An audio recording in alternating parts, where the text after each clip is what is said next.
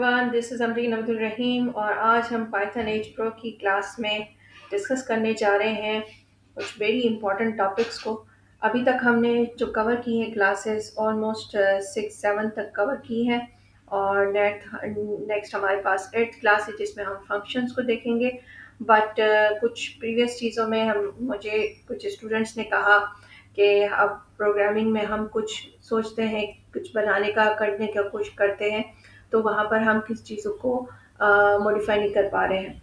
तो कोई मसला नहीं है। सबसे पहले तो आपको पता होना चाहिए कि आपका आइडिया क्या है, ठीक है? देन उसके बाद आपको पता होना चाहिए कि आप किस डेटा टाइप को यूज़ करने जा रहे हो। तीसरी बात आपको ये पता होनी चाहिए कि आप एक्चुअल में अपने प्रोग्राम में क्या इम्प्लीमेंट करवाना चाहते हो, क्या ऐसी चीज़ करना चाहते हो कि जिससे आपका प्रोग्राम ईज़ी टू कोड भी हो जाए आपके लिए भी और अंडरस्टूड भी हो जाए और साथ में वो रन भी करे तो आपको एग्जैक्ट आंसर दें। अब जैसे एक बहुत ज़बरदस्त आइडिया हमारी स्टूडेंट है फ़ायज़ा, उन्होंने दिया कि उनकी वो she is a school teacher, government school teacher, which is wonderful. तो उन्होंने कहा कि मैं अपने बच्चों की मार्कशीट्स को जो है वो उस पे ऐप बनाऊँ या प्रोग्राम बनाऊँ, तो वो मैं बना रही हूँ तो मुझसे नहीं बन रहा। तो let's start. First of all मैं यह बताना चाहूँगी कि कोई भी ऐप बनाने से पहले बहुत ज़रूरी होता है आपका डेटा, ठीक है? मोस्टली हमारी कुछ डेटा से रिलेट ऐप होती हैं तो वहाँ पर डेटा बहुत मैटर करता है। डेटा क्यों मैटर करता है? क्योंकि डेटा जितना अच्छा अप्रोप्रिएट आपके पास अवेलेबल होगा, आपकी उतनी अच्छी ऐप या एप्लीकेशन या प्रोग्रामिंग बनेगी। अ, अभी तक जितनी भी लेवल की आप एप्लीकेशंस देखें या कुछ भी ऑर्गेनाइजेशंस की उनकी अपने जो है प्रोग्रामिंग देखें, तो वहाँ पर आपको ईज़ी टू एक्सेस तभी मिलता है जब वो उनकी प्रोग्रामिंग इतनी अच्छी बैकएंड पे डेटाज़ पे हुई भी होती है। तो यहाँ हम छोटी-छोटी चीज़ों को डिस्कस करेंगे। अभी तक तो ये डिस्कस हुआ था कि इफ, एलिफ और इस एल्स की स्टेटमेंट को लेकर किस तरह प्रोग्राम अगर बनाया जाए तो किस तरह बना सकते हैं। जैसे अभी बच्चों की मार्कशीट को लेकर एक प्रोग्राम सोचा है, या हम फॉर सपोज़ कि घर की ग्रोसरी के आइडिया को लेकर अगर कोई अपनी ऐप बनाना चाहे या प्रोग्राम बनाना चाहे तो वो छोटा-सा प्रोग्राम क्या हो सकता है। तो अभी हम यहाँ पर फर्स्ट एग्ज़ाम्पल को ही डिस्कस कर लेते हैं, ठीक है? फर्स्ट एग्जांपल हमारे पास है ग्रोसरी डेटा का। अब ग्रोसरी डेटा में हमें पता है कि लाज़मी बात है, मैं जहाँ मेरा ग्रोसरी आइटम होगा तो वहाँ डेफ़िनेटली उसकी वैल्यू भी यानी उसकी प्राइस भी होगी। तो यहाँ हमें यूँ अंडरस्टूड करना चाहिए कि ये हमारा डिक्शनरी डेटा टाइप है, ठीक है? हमारे पास की वैल्यू पेयर्स है और उसी को लेकर हम अपना ग्रोसरी डेटा बनाएँगे। यहाँ कोई भी सिंगल आइटम नहीं है।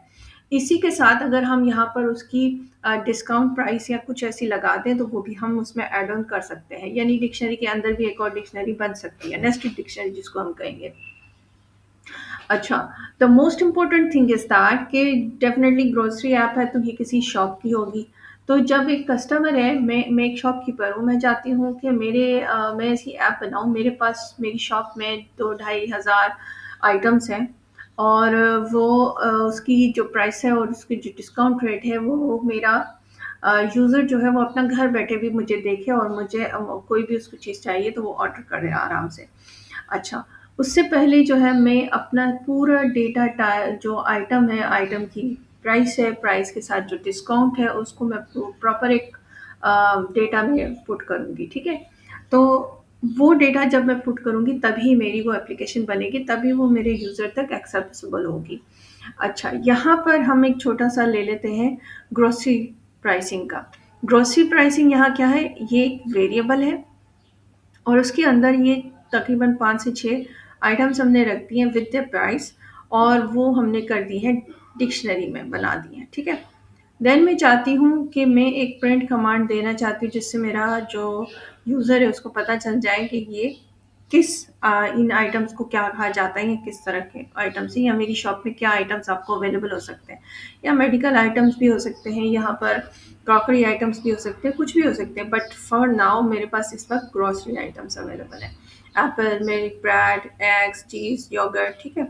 अब मैं नेक्स्ट बताना चाहती हूँ कि उन आइटम्स में क्या-क्या चीज़ें हैं। तो मेरे पास आउटपुट में ये जो है कंप्लीट लिस्ट आ गई है, ठीक है? मेरे यूज़र ने देखा है, उसको पता चल गया है कि ये क्या चीज़ है। फिर उसके बाद इसको कन्वर्ट करते हैं अगर हम डेटा फ्रेम में। अब लाज़मी बात है, उसके लिए हमें एक बेहतरीन सी लाइब्रेरी चाहिए होती है, दैट इज़ पांडा। पांडा हमारी इस तरह एक पाइथन की ज़बरदस्त पावरफुल लाइब्रेरी है, इसको आप गूगल भी करें तो आपको बआसानी मिल जाएगी, और इसके बारे में आप रीड करना चाहें तो आप रीड भी कर सकते हैं। इंस्टॉलेशन के आइडियाज़ भी लेना चाहते हैं तो वो भी आपको अवेलेबल है, आप इंस्टॉल भी करें। तो ये इतनी पावरफुल लाइब्रेरी है कि आप इसकी डॉक्यूमेंटेशन रीड करें तो आपको अंदाज़ा हो जाएगा कि ये पाइथन में कितना सपोर्ट करती है प्रोग्राम्स को, ठीक है। अच्छा, यहाँ पर यूज़र गाइड है, सॉरी, यूज़र गाइड पर आके आप ज़रा पढ़ सकते हैं इस पूरी गाइडेंस को कि पैंडास कितना हेल्प करती है और कितने डेटा टाइप्स को सपोर्ट करती है, और इसकी क्या-क्या यूँ समझने के फ्लेक्सिबिलिटीज़ हैं। डेटा एनालिसिस इसको बहुत ज़्यादा यूज़ करते हैं, जो डेटा एनालाइज़ करते हैं वो बहुत ज़्यादा यूज़ करते हैं। बट यहाँ आपको, आप अभी इस टॉपिक पे मत जाइए कि पैंडास लाइब्रेरी और समथिंग अदर लाइब्रेरीज़ को भी हमें देखना चाहिए। अभी हमें ये फ़ोकस करना है कि हम डेटा टाइप को एक्चुअल में किस फॉर्म में भी दे सकते हैं। एक तो मेरा यूज़र, मेरा ये जब ये फॉर्म आउटपुट देखेगा तो डेफ़िनेटली उसको थोड़ा-सा अच्छा नहीं लगेगा। तो अच्छा प्रेज़ेंटेबल फॉर्म देने के लिए मैंने पांडास की लाइब्रेरी को यूज़ किया है, और कोलैब में पांडास इंस्टॉल्ड होता है, सिर्फ़ इम्पोर्ट करने की ज़रूरत होती है, ठीक है। तो मैं यहाँ क्या कर रही हूँ, मैंने कहा ग्रॉसरी डीएफ, इसको वेरिएबल नेम दे दिया, एंड देन मैंने यहाँ कॉल की पैंडास की लाइब्रेरी। पीडी क्या है, पीडी पैंडास का शॉर्ट फॉर्म है, ठीक है। यूँ समझने के निक नेम है पैंडास का। तो पीडी डॉट डॉट में मैंने इसकी इसी के को डेटा फ्रेम के वर्ड को, कीवर्ड को यूज़ करते हुए कह रही हूँ पाइथन को कि डेटा फ्रेम में कन्वर्ट करो किसको, इस पूरी लिस्ट को जो ग्रोसरी प्राइस में है। ग्रोसरी प्राइस कहाँ है, जो मैंने ऑलरेडी ग्रोसरी प्राइस के वेरिएबल में डेटा स्टोर किया हुआ है, ठीक है। मुझे ये पूरी डिक्शनरी दोबारा लिखने की ज़रूरत नहीं है, मुझे सिर्फ वेरिएबल नेम लूँगी, पैंडास उसको ऑटोमेटिकली आइटम्स को कॉलम्स में डाल देगा, कॉलम्स बना के उसको रिप्रेजेंट करेगा। पहला कॉलम मैं क्या चाहती हूँ, पहला कॉलम मैं बता रही हूँ उसको कि वो है आइटम, और वो पहला कॉलम क्या है, वो है यहाँ ये जो कीवर्ड्स है, ठीक है। ये जो कीवर्ड्स हैं मेल कैपिटल, ये हैं मेरे आइटम्स, और उसकी प्राइसिंग का नेक्स्ट कॉलम होना चाहिए जो है इस डिक्शनरी की वैल्यूज़। ये जो वैल्यूज़ हैं, ये इन वैल्यूज़ को एज अ प्राइसिंग के कॉलम में मेंशन करें, और मुझे ये data frame proper print out जो उसका आउटपुट दे तो बेहतरीन आना चाहिए सामने। तो यहाँ पर मैंने अपना डेटा प्रेजेंटेबल कर दिया किसी भी यूज़र के लिए, तो ताकि उसको परेशानी नहीं हो। अच्छा, अब हम क्या करते हैं, let's write Python code with an input variable, ठीक है। इनपुट वेरिएबल ऑब्वियसली मेरी एप्लीकेशन के बहुत सारे जो है यूज़र्स हैं, ठीक है। तो मेरा यूज़र, लाज़मी बात है, अब बैठ के इस पूरी लिस्ट को एक्सेस करे जिसमें 2-2,500 आइटम्स हैं, और वो उसमें बैठ के ढूँढे कि भाई मेरा जो मुझे ज़रूरत की चीज़ है वो मेरी कहाँ रखी है, किस प्राइस पे रखी है। वो बैठ के पूरी लिस्ट को स्क्रॉल करता रहे। उससे बेहतर है कि मैं एक ऐसा प्रोग्राम इनपुट वेरिएबल का बना दूँ कि वो जो भी आइटम सर्च करे उसको फ़ौरन से मिल जाए। वो जो भी इनपुट दे तो उसको आउटपुट में वही चीज़ मिले जो वो चाहता है लेना, ठीक है। तो मैं उसके लिए कौन सा प्रोग्राम यूज़ करूँगी, इफ़, एलिफ और एल्स का। इन स्टेटमेंट्स को यूज़ करते हुए मैं the price of grocery items आराम से चेक कर सकती हूँ। आई विल कैटेगराइज, ठीक है, प्राइसेस एट एक्सपेंसिव। अब मुझे इस प्रोग्राम में एक और चीज़ ऐड करनी है कि मैं थोड़ा सा ना आइडिया दूँ अपने यूज़र को, ताकि वो मेरी एप्लीकेशन के साथ इन टच रहे। अब यहाँ पर मैंने ये सोच के किया कि एक्सपेंस और मॉडरेट को लेकर और चीप को लेकर मैं बता सकूँ अपने यूज़र को कि जो चीज़ आप खरीद रहे हो वो बाकी मार्केट की निस्बत मेरे पास चीप है, या मेरे पास मॉडरेट यानी ना ज़्यादा महंगी ना ज़्यादा सस्ती है, या तो मैं उनको बताऊँ कि मेरे पास थोड़ी सी एक्सपेंसिव है मगर आपको अच्छी क्वालिटी की भी मिल सकती है। तो या तो डिस्काउंट प्राइस में यहाँ पर यहाँ ऐड कर सकती थी एक और कॉलम डिस्काउंट प्राइस का, ठीक है, कि भाई मार्केट में जहाँ ये चीज़ इतनी मिल रही है तो मेरे पास इस डिस्काउंट रेट पे मिल रही है। तो प्रोग्राम बनाने के लिए सबसे पहले मुझे पता होना चाहिए कि मेरा डेटा टाइप क्या है, और मुझे पता होना चाहिए कि मैं अपने यूज़र को अपनी एप्लीकेशन के साथ इन टच रखने के लिए क्या चीज़ें उसको दे सकती हूँ कि वो फाइंड करे तो उसको लगे कि हाँ यार, ये बाकी जगहों पे मुझे नहीं मिल सक रही थी या मैंने नहीं देखी थी। इस एप्लीकेशन या इस प्रोग्राम में मुझे ये चीज़ें मिल रही हैं, ताकि वो मेरी ग्रॉसरी से ही शॉपिंग करें और ऑर्डर करें, ठीक है? अच्छा, अब यहाँ पर मैंने क्या किया है, मैंने सबसे पहले 2 वेरिएबल बना दिए जिसमें मैंने उसे बताने की कोशिश की है कि देखो, जो 400 से अबव हो, उसको बताना मेरे यूज़र को कि ये थोड़ी-सी एक्सपेंसिव है। और अगर 200 या 200 के करीब-करीब कहीं जा रही है प्राइस किसी चीज़ की, तो वो बता देना भई ना ज़्यादा महँगी, ना ज़्यादा सस्ती, ये एवरेज में आ रही है, ठीक है? अब यहाँ होता है हमारा, अब यहाँ पे मैं यहाँ लगा सकती थी, जैसे मैंने कहा डिस्काउंट का लगा सकती थी कि भई डिस्काउंट रेट में आपके पास अवेलेबल हो रही है या नहीं हो रही है, कितने डिस्काउंट में आ रही है वो चीज़। ठीक, अब यहाँ प्रोग्राम बनाने के लिए सबसे पहले तो मैं यूज़र का इनपुट बनाऊँगी कि आइटम नेम जब भी मेरा यूज़र कॉल करे तो उसके पास कंप्लीट प्राइस के साथ उसका चेकलिस्ट जाए, उसको पता चल जाए कि क्या है, क्या नहीं है। ठीक है? यूज़र इनपुट ऐड करने के बाद, वेरिएबल ऐड करने के बाद फिर मैं बनाऊँगी अपना इफ, एलिफ और एल्स का प्रोग्राम। सबसे पहले मैंने एक condition statement Sochi.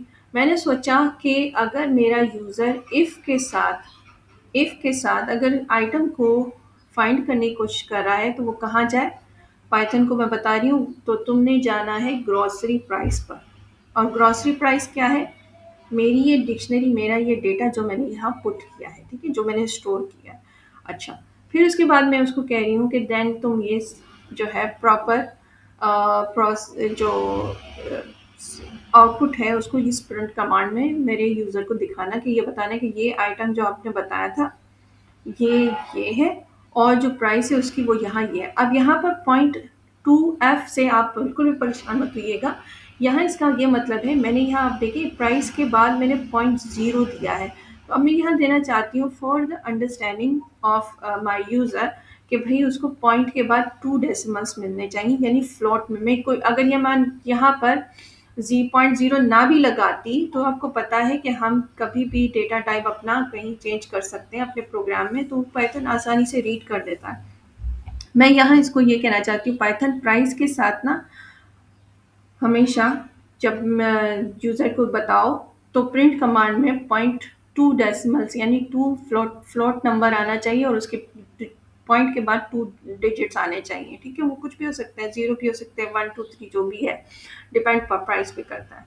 If price, अब हमारा शुरू हो रहा है प्रोग्राम, ठीक है? If price is greater than expensive threshold. Expensive threshold का मतलब है कि जो मैंने एक्चुअल प्राइस अपनी दे दी है, मैंने जो मेरी मार्केट के लिहाज से चीज़ आ रही है, मेरे पास जो चीज़ 400 से अबव है, तो वहाँ पर मेरे यूज़र को बता देना कि भाई ये चीज़ थोड़ी सी आपके लिए एक्सपेंसिव पड़ सकती है, ठीक है?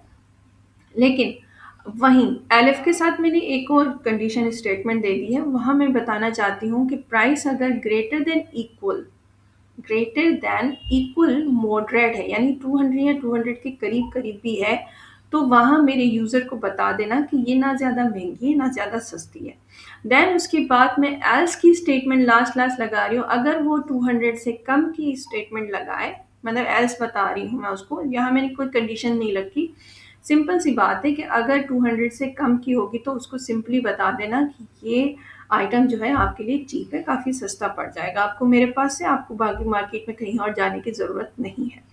और अगर ये तीनों स्टेटमेंट्स भी नहीं मिलती, कहीं पर भी ट्रू नहीं होती, आपको पता है कि इफ एलिफ की कंडीशन जब भी हम यूज़ करते हैं, तो अगर यूज़र का इनपुट हमारी स्टेटमेंट के साथ ट्रू होगा तो ही प्रोग्राम रन होगा, अदरवाइज वो नहीं रन होगा। तो हमें लाजमी लाजमी लास्ट स्टेटमेंट अपनी देनी होती है, कि जिसमें एल्स हम यूज़ करते हैं, और वो हमें हमारे यूज़र को बताती है कि एक्चुअल में आपका प्रोग्राम अगर फॉल्स भी, मतलब अगर वो स्टेटमेंट हमारे मैच नहीं भी करती ना कंडीशन के साथ, तो वहाँ पर वो एक आउटपुट ज़रूर यूज़र के पास जाना चाहिए, ताकि वो परेशान नहीं हो कि ये एक्चुअल में प्रोग्राम बना कैसे या हुआ क्या था, मैंने कुछ गलत तो नहीं पूछ लिया एप्लीकेशन से, तो समथिंग लाइक दैट। ओके, अब सबसे पहले मैं एक छोटा सा आपके सामने डेमो कर लेती हूँ। मैंने तो ये सिंपल सा आपको एक प्रोग्राम मैंने जो फाइल में रखा है, अगर आपको चाहिए तो you can copy it from here.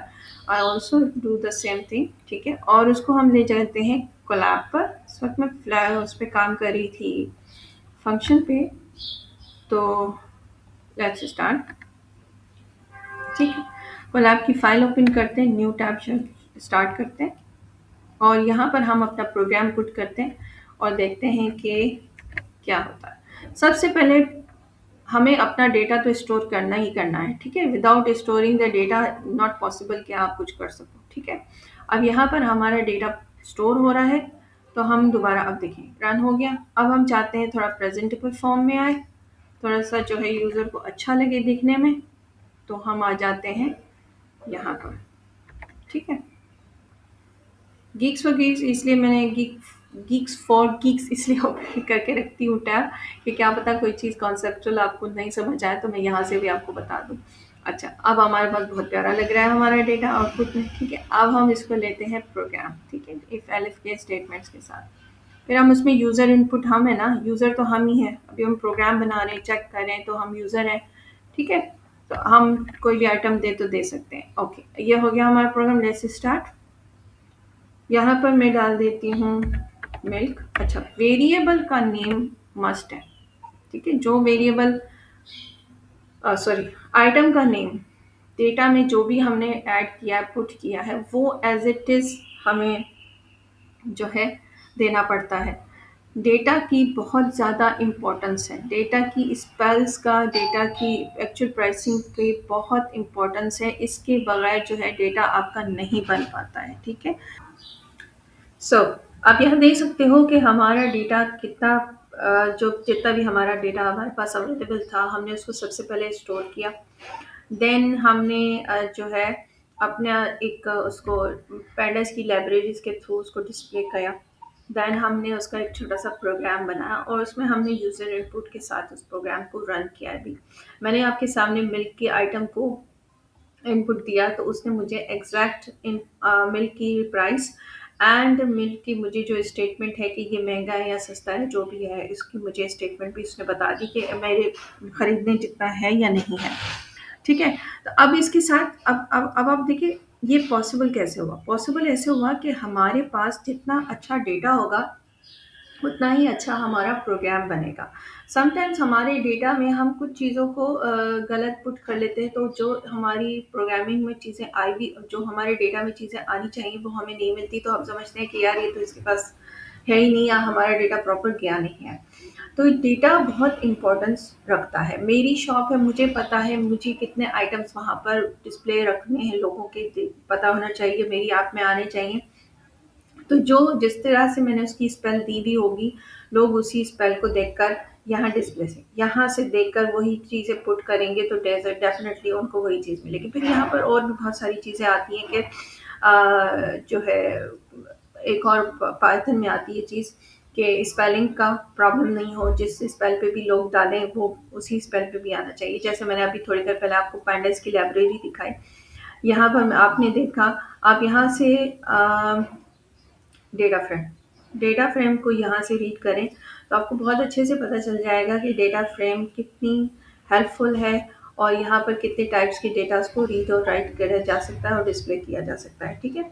Dictionary के बारे में है, लिस्ट है, एरे है या अदर डेटा टाइप्स हैं, वो सारे डेटा फ्रेम्स के थ्रू हम पैंडास उनको सपोर्ट करता है और इजीली डिस्प्ले करके करता है। और उस पर बहुत सारे डेटा एनालिसिस होते हैं। डेटा एनालिसिस भी इंशाल्लाह बहुत जल्द मैं वीडियो रखूँगी कि जिससे आपको पता चलेगा मिसिंग वैल्यू को भी डेटा ये पाइथन डेटा फ्रेम जो है वो आसानी से एक्सेस कर लेता है। ये भी बहुत ज़बरदस्त बात है। रिप्रेजेंट मिसिंग वैल्यूज, ठीक है, डेटा फ्रेम को। Alternatively you may pass numpy dot mest array as the data argument to the data frame constructor। जब हम डेटा बना रहे होते हैं उस टाइम पर उस चीज़ को रखना होता है, फॉलो करना होता है, चीज़ों को देखना होता है। अगर कहीं पर मेरी कोई वैल्यू मिसिंग है, मुझे पता है कि कोई एक आइटम है जो मिसिंग है मेरे लिए, या मैं उसकी प्राइसिंग अभी कंफर्म नहीं है या उसकी डिस्काउंट रेट अभी कंफर्म नहीं है, तो वहाँ पर हम यहाँ डेटा टाइप में ही अपनी कुछ ना कुछ चीज़ें ऐड ऑन कर देते हैं, जिसके बाद वो चीज़ स्टोर हो जाए। डेटा जब स्टोर हो जाए किसी भी वेरिएबल में, तो वो आसानी से डिस्प्ले भी हो सकता है और उसको वर्कआउट कर सकते हैं हम उस पर, ठीक है। मिसिंग वैल्यूज़ का क्या सीन होता है वो भी हम देखेंगे। अच्छा, यहाँ एक और चीज़ मैं बताना चाहती हूँ कि आप फॉर सपोज आप स्कूल के बच्चों की मार्कशीट्स का एक डेटा ले बना रहे हो, उनकी टोटल सब्जेक्ट्स को भी बना रहे हो, लेकिन अभी सिर्फ टोटल मार्क्स का बना रहे हैं। तो उसमें टोटल मार्क्स जो उस बच्चे ने ली हैं और जो उसका नेम है, जिस तरह उसको उसका सर्टिफिकेट्स में या इनरोल हुआ हुआ नेम है, आप उस नेम को वैसे ही एज इट इज़ रखिएगा। ठीक है। अगर कोई पेरेंट अपने बच्चे का आपकी एप्लीकेशन से रिजल्ट देखना चाहता है तो वो अपना नाम जैसे ही मतलब इनपुट में ऐड डालें तो सेम वही चीज़ उनको सामने आनी चाहिए। जैसे फॉर सपोज अभी मार्कशीट के डेटा पे अभी और हम बात करते हैं। नेक्स्ट हमारा प्रोग्राम वही है। ठीक है। अब यहाँ पर जैसे एक और हमारा एग्जांपल है, यहाँ पर ये मार्कशीट है, स्टूडेंट नेम है और उसकी टोटल मार्क्स है। ठीक है। अब इसी डेटा को मैं दोबारा लेती हूँ। ठीक है। और इसको यहाँ हम सबसे पहले स्टोर करते हैं और देखते हैं कि ये कैसे काम कर रहा है। स्टोर हो गया, सेम वही चीज़ आ रही है। देन हम इसका प्रोग्राम कॉपी करते हैं, वो भी इफ एलिफ स्टेटमेंट्स के साथ हम बना रहे हैं। और फिर देखते हैं कि इसमें हमने क्या चीज़ें की हैं और कैसे एक्सेसिबल है ये यूज पेरेंट्स के लिए। अच्छा, अब यहाँ पर मेरे पास क्राइटेरिया क्या आ रहा है, मैं ये कहना, मैंने डेटा स्टोर किया है। ठीक है। और मैं चाहती हूँ कि मेरा जो पेरेंट है या कोई भी है, पेरेंट्स ही मोस्टली बात है अपने बच्चे का मार्क्स सर्च करना पसंद करते हैं, या टीचर से या एडमिन है जो भी है। ठीक है। अब मैंने सबसे पहले इसमें क्राइटेरिया कंडीशन ऐड की है। मैंने डाला है कि 50 से अबव या 50 से अबव जो बच्चा होगा वो पास मार्क्स में आएगा। ठीक है। पासिंग क्राइटेरिया 50 है। इससे लेस होगा तो मैं बताऊंगी कि वो फेल है। अब वो स्टेटमेंट मुझे कहाँ पुट करनी है। अब लाज़िम बात है, डायरेक्ट मार्क्स तो डालना बेकार है, मुझे तो अपने बच्चे का नाम पुट करना है। ठीक है। तो सबसे पहले मैं यूज़र इनपुट बनाऊंगी नेम का। नेक्स्ट मेरा प्रोग्राम होगा जो जो एक्चुअली इस पूरी एप्लीकेशन को रन करेगा। सबसे पहला कि जब कभी भी स्टूडेंट नेम पुट किया जाए, कहाँ पर, स्टूडेंट मार्क्स के वेरिएबल में। ठीक है। स्टूडेंट नेम क्या है मेरा, ये इनपुट वेरिएबल है, और स्टूडेंट मार्क्स क्या है, ये मेरा पूरा डेटा है जो मैंने अपनी डिक्शनरी में बना के इसमें स्टोर किया है। ठीक। तो वो जाना चाहिए स्टूडेंट मार्क्स के पास। तो एक और मैंने वेरिएबल बनाया है जिसमें मैं बताना चाहती हूँ कि मार्क का जो वेरिएबल है उसमें क्या चीज़ आनी चाहिए, स्टूडेंट मार्क्स। कैसे आनी चाहिए, कहाँ से आनी चाहिए, स्टूडेंट नेम के वेरिएबल से मार्क्स आनी चाहिए। प्रिंट क्या होना चाहिए, प्रिंट होना चाहिए ये लाइन। जब कभी भी यूज़र कोई भी अपने बच्चे का नाम पुट कर इनपुट में ऐड करे तो वहाँ पता चले उसके स्टूडेंट का नेम और उसकी मार्क्स, कुछ और डेटा सामने नहीं आना चाहिए। ठीक है। फिर हम अब उसको स्टेटमेंट्स को अप्लाई कैसे करते हैं, अप्लाई से करेंगे। हमने यहाँ पर एक्चुअली नेस्टेड इफ स्टेटमेंट्स को, नेस्टेड कंडीशन को लगाया है। ठीक है। अब मेरी फर्स्ट स्टेटमेंट क्या है, अगर मार्क्स, कौन सी मार्क्स, ये वाला, ये जो वेरिएबल है ये क्या है, ये बताएगा स्टूडेंट्स की मार्क और उसका नेम। ठीक है। उसके अलावा और किसी चीज़ को नहीं छेड़ना। तो यहाँ इस प्रोग्राम में मैं बताना चाहती हूँ, अगर ग्रेटर देन पासिंग कौन सी, जो मेरा अपना क्राइटेरिया जो मैं चाहती हूँ कि 50 से पासिंग मार्क है और इससे अबव और लेस का सारा सिस्टम पेरेंट्स के सामने आना चाहिए। अच्छा, यहाँ मैं बताना चाह रही हूँ कि मार्क्स अगर ग्रेटर देन 50 है, पासिंग मार्क का मतलब है 50, अगर ग्रेटर देन इक्वल 50 है तो फिर प्रिंट कमांड ये आनी चाहिए, ताकि पेरेंट्स को तसल्ली हो जाए कि बच्चा माशाल्लाह से पास है या फेल है, जो भी है। ठीक है। तसल्ली हो कि वो पास है। एलिफ के साथ मैंने एक और स्टेटमेंट लगा दी, अगर ग्रेटर देन 50 मगर -10 है। ठीक है। ग्रेटर 15 में तो 55, 51, 52, 53 भी हो सकता है ना, तो वो तो एग्जैक्ट नहीं पता चल रहा कि बच्चा कहाँ तक जा रहा है। ठीक है। तो यहाँ मैंने एक कंडीशन लगा दी कि भाई बच्चा बेशक ग्रेटर देन 50 मार्क्स उसकी आनी चाहे, मगर अगर -10 हो रही है ना, 10 होंगी तो क्या हो गया, 50 से कम हो जाएंगी। ठीक है। तो वहाँ पर वो कुछ भी हो सकती है, मार्क्स कुछ भी हो सकती है, क्योंकि मेरी यहाँ पर बच्चे की एक मार्क तो नहीं है, 85 है, 45 है, 92 भी है, 60 भी है, 38 भी है। ठीक है।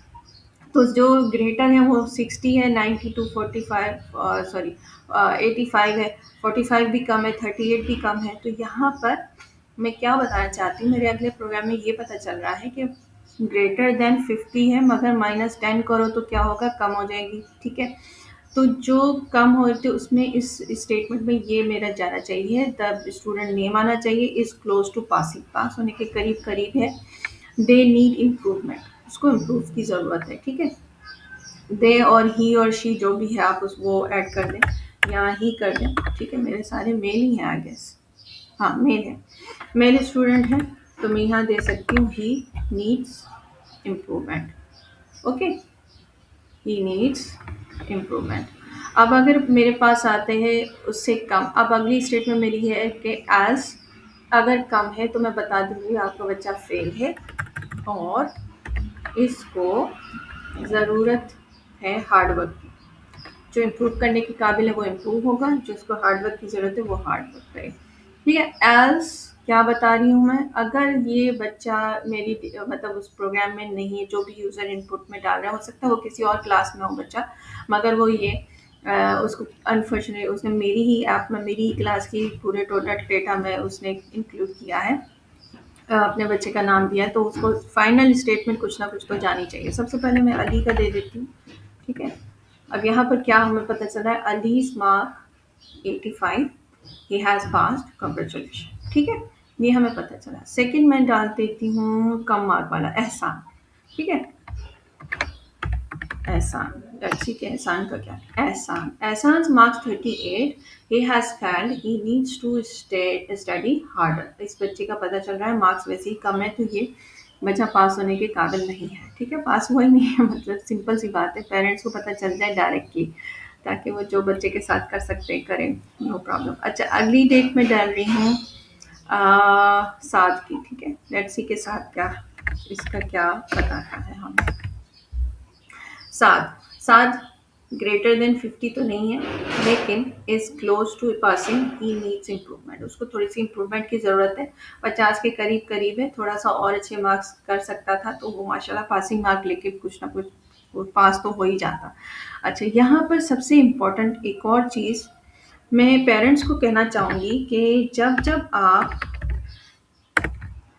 स्कूल बर्थ सर्टिफिकेट से लेकर, बर्थ सर्टिफिकेट होते हैं ना बच्चे का, बर्थ सर्टिफिकेट होता है, बच्चे पैदा होते हैं, आप नाम लिखवाते हो, तो जो बर्थ सर्टिफिकेट में आप नेम एंटर करते हो हॉस्पिटल में, फिर उसके बाद आप जब अपनी ऑफिशियली नादरा में जाके अपना, यहाँ हमारे पाकिस्तान में नादरा है, नादरा का बर्थ सर्टिफिकेट लेते हो, वहाँ जो स्पेल लिखवाते हो, जो नेम लिखवाते हो, एग्जैक्ट वही नेम वही स्पेल आप उसकी FRC पे भी किया करो, उसके अलावा वही चीज़ आप उसके एडमिशन में दिया करें, वही चीज़ प्रॉपर। हमारे यहाँ ये नेम को लेकर इतना सारी गेम खेली जाती है, और अगर मिस्टेक बाय मिस्टेक अगर ऑफिस से ही स्पेल गलत नादरा से आ रही है, या स्कूल से आ रही है, डोमिसाइल PRC में कहीं मिस्टेक आ रही है, या इवन स्कूल की तरफ से मार्कशीट में स्पेल गलत लिख दी गई है या फॉर्म में लिख दी गई है, तो प्लीज़ उसको उसी वक्त करेक्ट करवाया करें, क्योंकि उनके डेटा में जब एक बार वो चीज़ स्टोर हो जाती है, तो फिर आपका बच्चे की लाइफ का वो पूरा डेटा हमेशा उसी रॉन्ग नेम के साथ चलता रहता है। फॉर सपोज यहाँ एहसान ई से है ना,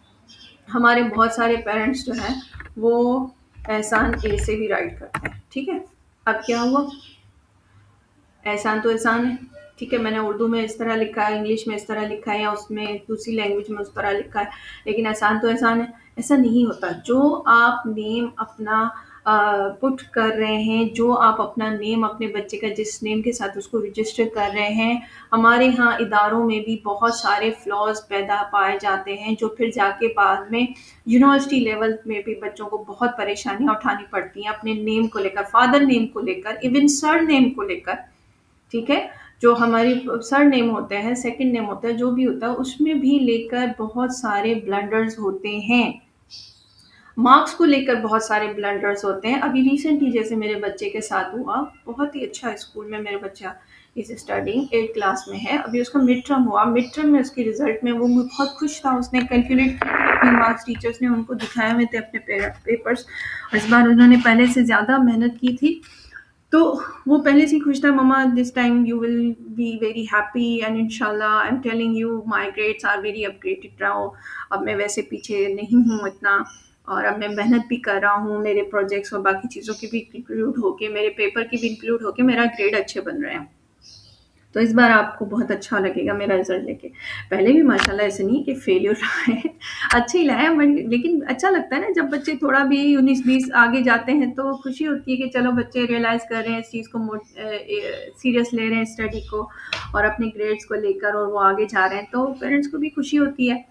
तो दिस टाइम क्या हुआ, मैं रिज़ल्ट लेने गई, टीचर ने बाकी पेरेंट्स को डील करी थी, तब तक उन्होंने मुझे रिज़ल्ट कार्ड दे दिया देखने के लिए। मैंने ले लिया। फिर उसके बाद जब मैंने देखा ये मुझे कुछ बता रहा था कि टॉप 10 टॉप 5 में मेरा रैंक बन रहा है। जब मैंने रैंक देखा तो रैंक उसका 17 था और ग्रेड उसका बन रहा था बी मेरे बच्चे का।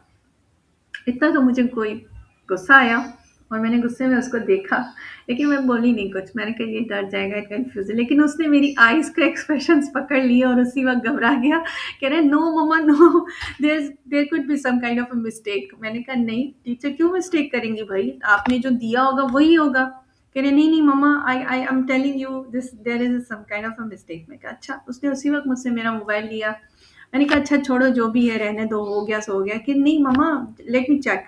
ओके अच्छा, उसने चेक किया, वहाँ पर कैलकुलेट किया तो एक सब्जेक्ट की मार्क्स उसमें इंक्लूड नहीं थी। ठीक है, तो उस एक सब्जेक्ट की मार्क काउंट ना होने की वजह से वो जो एक्सपेक्ट कर रहा था ग्रेड, जो मार्क्स एक्सपेक्ट कर रहा था, जो उसने उसका कॉन्फिडेंस था, जो उसको पूरा यकीन था अपनी मेहनत पर, उससे उसका ग्रेड इतना लॉस हो गया कि वो बी ग्रेड में आ गया और 17 रैंक बन रहा है उसका। फिर उसने कहा, मुझे वहीं कहा, देखा मम्मा आई टोल्ड यू कि there is some kind of a mistake, यहाँ कैलकुलेशन में मिस्टेक हुई है। मैं कहा अच्छा ठीक है रुक जाओ, पहले टीचर से बात करते हैं। जब वो पेरेंट्स डील हो करके उठे, हमारी बारी है, मैं गई। तो जब मैंने टीचर को बताया, मैंने कहा मिस आप खुद ही बताएं ये कुछ कह रहा है।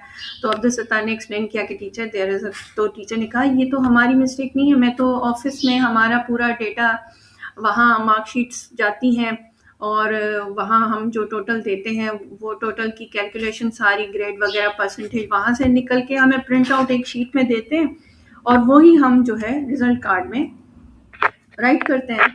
तो मैंने उनसे कहा कि अच्छा चलो अब मुझे जो भी है अब इसकी करेक्शन करो। तो उन्होंने कहा नहीं नहीं नहीं ऐसे तो मैं करेक्शन नहीं करूँगी, ये तो फिर वापस मुझे ऑफिस में देना होगा क्योंकि ये रिकॉर्ड वहाँ सेव हो गया है। जब उन्होंने ये कहा तो फिर मैंने कहा ठीक है, आप बेशक इसको 10 दिन लगाएं, 15 दिन लगाएं, लेकिन विद इन 15 डेज मुझे ये करेक्शन करके दें, क्योंकि मेरा बच्चा 8th क्लास में है और 8th का रिजल्ट बहुत मैटर करता है। मुझे पता है ये फाइनल रिजल्ट नहीं है, ठीक है, फाइनल का रिजल्ट नहीं, ये मिड टर्म है, बट अगर सपोज इन केस कभी भी लाइफ में ये रिजल्ट कार्ड मुझसे मिस हो जाता है और मुझे एक और डुप्लीकेट रिजल्ट कार्ड निकलवाना पड़ जाए इन फ्यूचर, तो क्या होगा? यही डेटा सेम एग्जैक्ट ऊपर कंप्यूटर में भी सेव होगा और यही डेटा मुझे निकाल के देंगे आफ्टर आफ्टर फ्यू ईयर्स। क्या वो इस चीज़ को एक्सेप्ट करेंगे कि ये उनकी मिस्टेक है या नहीं है, जो भी है, ठीक है, उस वक्त तो वो डेटा दोबारा बैठ के नहीं सेट करेंगे ना अपना रिकॉर्ड। तो जब आज मिस्टेक हुई है तो मुझे पता चल गई है, तो मुझे आज ही करेक्शन करवानी पड़ेगी ताकि मेरे बच्चे का रिकॉर्ड ख़राब नहीं हो, उसकी डेटा ख़राब नहीं हो कल परसों अगर, क्योंकि 8th का रिजल्ट 9th में मैटर करता है, ठीक है। तो 9th में अब जाएगा, ओ लेवल्स कर रहा है, तो उसके ओ लेवल्स में उसका इम्पैक्ट पड़ेगा। तो उसका रिजल्ट कार्ड का एक पूरी हिस्ट्री है, वो रिजल्ट कार्ड की हिस्ट्री में वो ग्रेड बी रहेगा फिर, सही है। तो इन चीज़ों को थोड़ा सा फोकस करें, इस चीज़ को मैटर करें, इस चीज़ पे देखें, ध्यान दें, अपने बच्चों के डेटास को अब खुद से भी रिस्पॉन्सिबल इन चीज़ों के बन जाए कि हमारा जो डेटा है वो एक्चुअल में कितना हमारे लिए मैटर करता है। यहाँ हमारे मोस्टली बच्चों की एप्लीकेशंस जो बाहर अप्लाई कर रहे होते हैं वो भी उनकी इसलिए वो हो जाती है क्योंकि यूनिवर्सिटी में उनका जो डेटा दिया हुआ होता है या नादरा में दिया होता है या जो मैट्रिक और इंटर बोर्ड्स में दिया होता है वो कुछ और होता है, नेम्स की लेकर या फादर नेम्स को लेकर या एनआईसी में नेम्स को लेकर या डेट ऑफ बर्थ को लेकर। डेट ऑफ बर्थ भी बहुत इंपॉर्टेंट है। डेट ऑफ बर्थ को लेकर कुछ मिसिंग हैप्स हो जाते हैं जिसके बाद वो डेटा आ ही नहीं रहा होता एप्लीकेशंस में, ना नादरा की ऑफिस में आ रहा होता है, ना एचईसी के पास जा रहा होता है, ना कहीं वो रिटर्न कर देते हैं हमारी चीज़ें वापस से, हमारे डॉक्यूमेंट हर चीज़, कि भाई आपका तो डेटा आपकी तो है ही नहीं, आपका तो रिकॉर्ड ही नहीं है। कहीं भी हमें नहीं मिल रहा है, इसका मतलब कि आपके जो जो डिग्रीज हैं या जो आपकी मार्कशीट्स हैं, जो आपके डॉक्यूमेंट्स हैं, उसमें कहीं ना कहीं कुछ प्रॉब्लम है, या तो ये जाली हो सकते हैं, सम काइंड ऑफ थिंग्स। तो ये चीज़ें बहुत मैटर करती हैं। तो स्कूल्स को भी मैं कहूँगी, जो कॉलेजेस हैं, प्लीज़ अपने जो ठीक है, टाइपिंग में हो जाती है मिस्टेक्स, लेकिन जहाँ कोई पेरेंट रिस्पॉन्सिबिलिटी का मुजाहरा कर रहा है, या वहाँ आपको भी थोड़ा सा रिस्पॉन्सिबल होना पड़ेगा कि कितना सेंसिटिव है। किसी भी बच्चे का इससे फ्यूचर बन सकता है, किसी भी बच्चे का इससे फ्यूचर खराब भी हो सकता है। ठीक है? तो जब टेक्नोलॉजी से लेकर चीज़ें हम सीख रहे हैं, पढ़ रहे हैं, एडवांसमेंट को हम अडॉप्ट कर रहे हैं, तो अपनी रिस्पॉन्सिबिलिटी को भी थोड़ा-सा देखें कि डेटा कितना मैटर करता है। नेम, स्पेल्स और काउंट्स और नंबर्स और मार्क्स हैं, यहाँ मैं आगे पीछे कर दूँ एक आध बच्चे की मार्क, तो उसकी ग्रेड में और उसकी जो है आउटपुट में कितना फ़र्क पड़ रहा है कि वो एप्लीकेशन में चीज़ आ ही नहीं रही। ठीक है? मैंने जो प्रोग्राम किया हुआ है वो इस डेटा को लेकर किया हुआ है। ठीक है? तो मेरा डेटा जितना अच्छा होगा, जितना स्ट्रांग होगा, उतनी ही मेरी एप्लीकेशन ज़बरदस्त बनेगी। पाइथन को तो मसला ही नहीं है ना, पाइथन तो हर चीज़ को, अब देखिए अब यहाँ पर मैं हंड्रेड्स ऑफ थाउजेंड स्टूडेंट्स की मार्क्स भी लिख दूँ, डेटा बना दूँ, तो वो उसको एज़ इट इज़ रीड करेगा। जैसे उसने यहाँ 5 स्टूडेंट्स की लिस्ट को रीड किया है, ठीक है? 5 स्टूडेंट्स की डिक्शनरी को या डेटा को रीड किया है, वो इसको भी वैसे ही एज़ इट इज़ रीड करेगा। सेम इसी तरह हमारा एक और प्रोग्राम है, जो मैंने यहाँ पूरा टास्क कंप्लीटली दिया हुआ है। इस कंप्लीट टास्क में मैंने स्टूडेंट एंड इंस्टीट्यूशन के सब्जेक्ट्स मार्क दिए हैं। फिर उसके बाद मैंने एक यूज़र इनपुट बनाया है कि अगर पेरेंट बच्चे का नेम पता कर रहा है, तो पहले उसकी सब्जेक्ट की मार्क्स बताओ। लेकिन अगर मैंने उसकी ग्रेड्स को मल्टीप्लाई किया हुआ है, किसी तरह ग्रेड्स को किया हुआ है, तो वो अलग से एक स्टोर किया हुआ प्रोग्राम है। ठीक है? वेरिएबल्स में। फिर उसके बाद एक और इनपुट का वेरिएबल बनाया है। देन मैंने, अच्छा, ये साथ में डिटेल भी मैंने दी है। तो इस पूरी प्रोग्राम को आप इस डिटेल को रीड करते हुए प्रोग्राम बनाएंगे, तो एग्जैक्ट आपको ओवरऑल बच्चे की परसेंटेज के साथ, परसेंटेज पे थोड़ी सी कैलकुलेशन की है। ठीक है? कि टोटल मार्क्स को कैसे 100 के साथ मल्टीप्लाई करके देन डिवाइड करने वाली चीज़ जो हम वैसे ही कैलकुलेटर में करते हैं, तो पाइथन ने विद इन अ सेकेंड्स वो पूरा प्रोग्राम परफेक्टली कैलकुलेट करके हमें परसेंटेज देकर ग्रेड भी बता दिया है। और कोई difficult, hard and enough programming नहीं की। सेम वही इफ, एलिफ और एल्स की स्टेटमेंट्स के साथ काम किया है। एंड सिर्फ फर्क क्या पड़ा है, अच्छे डेटा का, एग्जैक्ट डेटा का। ठीक है? सिर्फ डेटा मैंने प्रॉपर ऐड किया हुआ है, तो उसने भी वही चीज़। अब यहाँ पर थाउजेंड्स ऑफ स्टूडेंट्स की marks and names and subjects की भी होती है। यहाँ मैंने सिर्फ 3 स्टूडेंट्स के सब्जेक्ट इंक्लूड किए हैं। अब लाज़मी बात है, हमारे यहाँ तो 12-12 सब्जेक्ट्स पढ़ाए जाते हैं बच्चों को, तो 12-12 सब्जेक्ट्स की भी टोटल मार्क्स एंड कैलकुलेशन बहुत इजीली और परफेक्टली टास्क कर देगा। और साथ में मैंने एक छोटी सी एनालिसिस का भी इसमें दिया हुआ है कि जैसे पेरेंट्स उस चीज़ को रीड करें, तो अंडरस्टैंड कर सकें कि बच्चे ने कहाँ मिसहैप किया है और इसको कैसे कैलकुलेट और बनाया गया है, और इसमें परसेंटेज कैसे इफ़ेक्ट कर रही है। ठीक है? तो ये एक छोटी सी प्रोग्राम है जो मेरे फाइल में अवेलेबल है। क्लास 6 में आप यहाँ से इफ़ एलिफ की स्टेटमेंट्स को अच्छे से रीड कर सकते हैं। देन हमारे पास लूप है, जो हमने क्लास 7 में है। तो आप क्लास 7 में यहाँ पर लूप के प्रोग्राम को बहुत अच्छे से रीड कर सकते हैं कि पाइथन में लूप किस तरह काम करती है। एक IPYNB फाइल है और एक MD फाइल है, जिसमें पूरी प्रैक्टिस फाइल है। ठीक है? इसमें एग्जांपल्स दिए हैं विथ एक्सप्लेनेशन, तो कोई डिफ़िकल्टीज़ नहीं होंगी इंशाल्लाह आपको ये प्रोग्राम समझने में और करने में। So this is it for now. इंशाल्लाह very soon I will continue with more. अब हम थोड़ा एडवांसमेंट की तरफ भी जाएंगे, तो आप लोगों ने कहीं नहीं जाना। इस पाइथन एज प्रोग्राम को कंप्लीट करना है, इस कोर्स को। ठीक है? And I am very glad that Faiza इस तरह की थिंकिंग कर रही हैं और ऐसे प्रोग्राम सोच रही हैं और वो काम कर रही हैं। Well done Faiza, keep it up, and इंशाल्लाह we will make some kind of program like that. Okay, thank you, अल्लाह हाफ़िज़।